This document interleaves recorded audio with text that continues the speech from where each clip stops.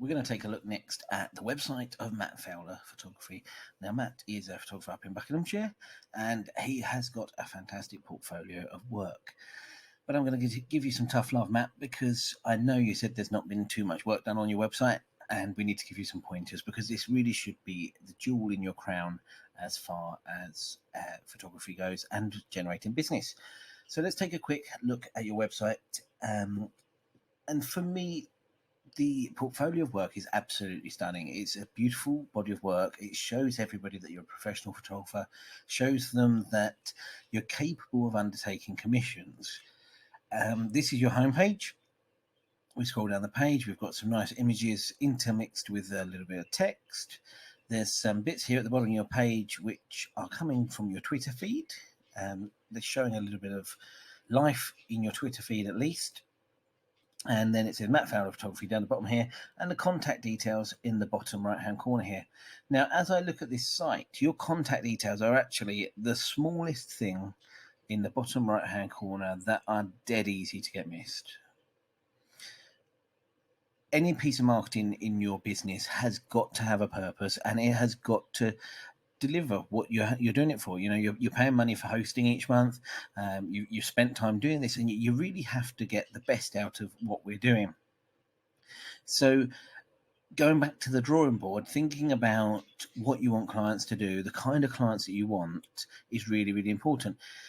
Now, I struggled a little bit when I came to your site because there's a real mix of work here, from the welder here in the top left hand corner to the vehicle portraits down at the bottom here. That could be the kind of thing that you take for a hire company, some of your landscape pictures, a historic house here in the bottom right hand corner, kind of landscape evening shot, which will work great for a commercial brochure, a director's headshot, branding image here on the center, and then either a family portrait or a business portrait in the center here, or a piece of press and PR work.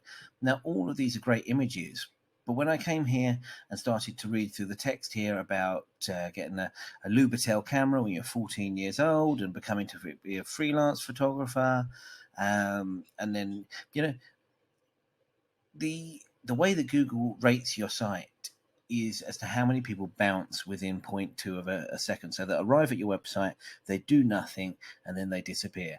Now, at the moment, you're not giving yourself the best chance of them staying around with some of this text and copy here. It needs to be engaging, it needs to answer questions, and it's got to really speak to them. So the first questions you have to ask yourself is, you know, who is my potential client?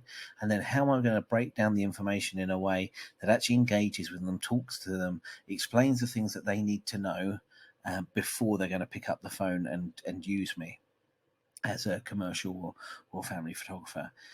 So defining who your client is, you know, who's the kind of client that's going to buy this kind of landscape image here? Who's the kind of client that's going to buy these personal branding shots? Who's the kind of client that's going to buy these interior shots? And then kind of breaking your site down into a way that these are the kind of people that we want to talk to. This is what they're interested in. This is what they need to know. And this is how I can help them. It's got to be very much about them.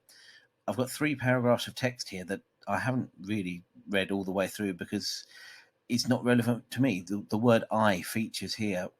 I, my, I. And it's great having a story, but this is very much an about me page rather than the first inspiring, capturing page of a commercial photographer's website. So some of the great things we can do with commercial photography websites is have some case studies of different companies that we've helped. Some testimonials on this front page would be more appropriate. You know, the story of companies that you've helped, how you've helped them. You think about the reasons that commercial photography is used. You know, we're documenting an event. We are helping them sell more products. We're showcasing their work for awards or for trade industry accreditation. You know, this might have been a carpenter that's produced a kitchen for somebody that needs to focus that be featured in a local newspaper. It could be a new showroom that's opening. You know, all of the different reasons that we can actually produce photography for people, and think about those and kind of write some content around them, and that will help us start to rank in Google. as we come down the page, some really, really important things for me from a local SEO point of view.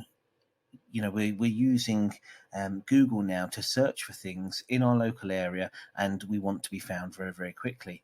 Google doesn't know where you're based on this website at the moment. There is no address in the footer here. So if you popped an address in here, then it will show up for Google, and it will know the geographic location that you're in. If we flick over to Google, I'm sure it told me. I know it's got a telephone number here, but it would be wise to have details about where you're actually based, because I'm sure with a little bit of searching I could probably find where you're based on the internet anyway. Some of the things that really concern us as a business is if we're engaging with business with somebody and we've got no contact details for them and they're not easy to find, then what happens if things go wrong? Another part of the if things go wrong idea is by using the trade association logos that we have along the bottom line of our page here. It shows that we're kind of under a governing body. Now, my background in IT and electronics marketing, bits like that, I'm a member of a few different trade associations, and whilst I might not necessarily understand which industry associations you're part of, I do understand that in my industry I'm equally under professional bodies, and it gives people a peace of mind. The letters after your name, if you've gone for professional qualification, I could be a solicitor or an accountant, and I'll have a different set of letters after my name. And whilst I won't necessarily understand what your letters mean, I'll know that they were hard earned, like the letters after my name. So that's an important thing to think about, kind of having that endorsement of our trade association logos and the qualifications and bits like that in the footer of our pages, because it gives that overview that we're kind of carry on a regular continuous professional development, and we're part of something a little bit bigger than us, somebody that also, if things go wrong, that they've got somebody to go to and say, hey, this guy hasn't delivered my photos, or there's a problem with his work, or something like that. And it's that witch or watchdog mentality that there's somebody there to complain to if things go wrong. So all in all, the front page of our website needs a really good think about who our customer is and how we address their concerns, and then how we deliver something that's going to satisfy their business needs, and then a reason to get them in contact with us. I would think very carefully about our selection of images here as to who our customer is, and then think about the journey that they're going to take through our website. As we click the galleries button here, we've got 4 areas here. It would be nice to, whilst I love this picture here, we could break this down into 2 or 3 different galleries through the page, all on the one page, and have, for example, a heading that says PR and events, a dozen images in a grid here that's PR and event images, just enough to show that we're capable and competent. And then we could build some text blocks around what we should ask people if we're booking an event photographer, those kind of things that are going to, again, address their concerns and tell them how to book you, what the options are to book you. Do you work on a half-day rate? Do you work on an hourly rate? Do you work on a full-day rate? Things like that, and give them a reason to just tempt them enough to give you a call and to discuss their project. Again, this could be broken down into 3 or 4 areas. For Google to work and to rank these pages efficiently, it cannot see what's actually in these pictures. So we've got to do 2 different things on this page. First of all, on every page of our website, we need to be putting in 600 to about 1,000 words of text and breaking that up into manageable pieces. We need a headline, like you'd have a newspaper headline, and then we need some subheadings through those pages as well. So breaking it down into manageable chunks of text will help Google find it. Then the next level of our basic SEO is telling Google what's in these pictures. Now we can do that 3 different ways. First of all, the way that we name our file will have a great effect on our SEO. Second of all, we can give the images a title, we can give them a description, and we can give them what's called a piece of alt text. So the alt text effectively comes back down to an accessibility tool that we used a long time ago, and it basically is effectively a blind text reader. Now, if you think about a blind person coming to your website, and there's a tool that's going to tell the blind person what this picture is about, and that's what we write in our alt text. So this would be an image of a sailing boat on Loch Lomond in the Scottish Highlands, landscape pictures produced for corporate brochure. Now we can mix that description with some keywords around the pictures that we produce for corporate brochures, that the fact it's a landscape photograph, that it's black and white, and we can give it all a great description. And then we can also add that into the descriptions as well. But we need to do an awful lot more work on the basic SEO through the site. So as I say, every page needs a page title. It needs the images to be optimized in that way. So this might be corporate brochure photograph 1.jpg in the way that the file is named. It needs the alt text, the descriptions, and the titles for the images as well. But we need to do that across all of the different parts of the site. We've got galleries and portfolios here, and thinking about the journey that our customer is going to take for us to book, I wasn't quite sure why this was in here. So this could actually be renamed from portfolio to portfolios to something along the lines of personal projects, unless it was something that was commissioned for a different purpose. But again, this could be done in a much more graphically beautiful way for people to have a reason to look through here. We came onto the contact us page and I almost cried. I'm going to give you some tough love here again, because at the end of the day, our website is there to generate us business, and people are coming to your site. It's kind of not finished at the moment. I'm not sure if you're in business. This in the middle of the page here is a contact form of sorts. I don't know if I put a message in here. I don't know if I put my email address in here. You're not collecting my telephone number, so you're not going to be giving me a call back to discuss my project. I could give you any sort of email address and you not know my name, for example. It's always a great idea to be able to reference back to somebody before you phone them. So you might want to look them up on LinkedIn or something along those lines. And then we've got the map here at the bottom, which is absolutely fantastic. But again, there's no contact details, no address.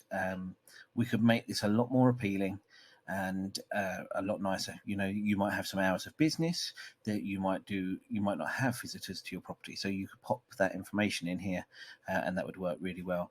On top of that, some links to social media and other places that you are online. If we flick over to your LinkedIn page, you've got a LinkedIn profile here, which is absolutely cracking. You've got tons of great information, tons of good pictures.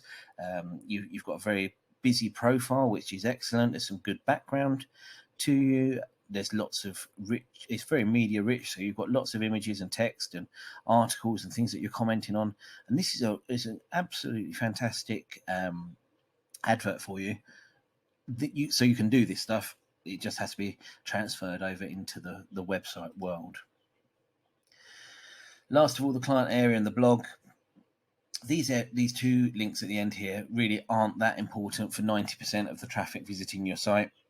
So you could pop these links down to the bottom of the page, because we want people to have a very clear route into your site, which pages they're going to view, why they're going to get in contact with you, and then the kind of 4 buttons that we want them to see are kind of these main 4 here, with the last thing that they're doing, getting in touch. Now, a great thing I love with site design is generally to have a telephone number and contact details on the top right-hand side of the page. Maybe you can do that in your page design. And the color scheme you've chosen for your branding is very good corporate colors. Blue is a trust color, and gray is a good safe sound color as well. So you could actually introduce a little bit more color throughout your website as well to kind of break up the whiteness. But overall, I very much like the white. One of the things that your website actually does pull apart quite nicely on Google. So I know that if you use the foundation that we've just been talking about and improve your pages, improve your content and your titles and things like that, you are going to rank very quickly, because there's a good foundation in here already, especially with the LinkedIn and stuff as well. You've got some great reviews on Google at the moment, and that's really important. And there's something else that you can kind of put into play on your website very quickly and very easily. If we have a quick look at my website here, which is Hound Dog Photography, down here in the bottom right hand corner is a piece of software called Proof Source. Now, Proof Source pulls in the recommendations through from your social media. So whether they're reviews on Facebook or whether they're reviews on Google, it will pull these in and pop them up here. Now, reviews are a great way of showing trust, and we absorb that trust from other people that have used your business or service. So we know you're somebody tangible that's worth us doing business with. So I would recommend popping the Proof Source bit of software onto your page and pulling in those reviews. You've got about 20 odd at the moment. You can improve your Google My Business profile and claim the site. Do a little bit more work on there. There's an absolutely great article written by me in last quarter's, so the first quarter of the year of 2020, the British Institute of Professional Photography magazine. There's an article all about Google My Business, how to make the most of your profile. You could spend an evening just sitting down, improving your Google My Business profile, and that alongside your website and working on those two hand in hand will mean that you get a lot more visits and a lot more inquiries through from your website. So the other thing, last of all, back on your site, top left-hand corner up here, it says it's not secure. So Google will actually be penalizing your website now and putting it down, lower down the rankings because it has no SSL certificate. There's a basic bit of software which, with your hosting, I know who hosts your site.